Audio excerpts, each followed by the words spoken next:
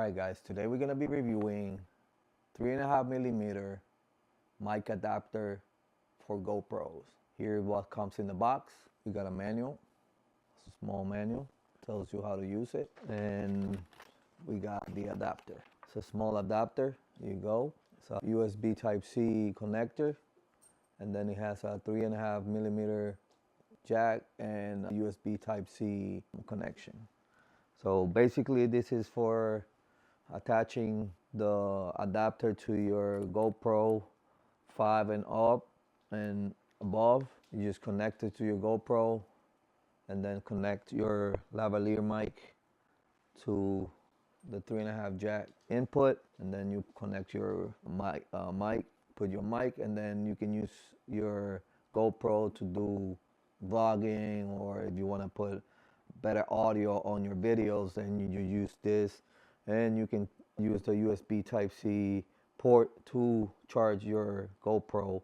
Definitely is worth having if you do a lot of vlogging, or you want to you use your GoPro to do product reviews or videos, or any type of video that you want to have a better audio. This is the adapter for you.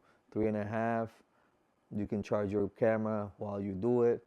It's USB Type-C, so the audio is nice and crisp.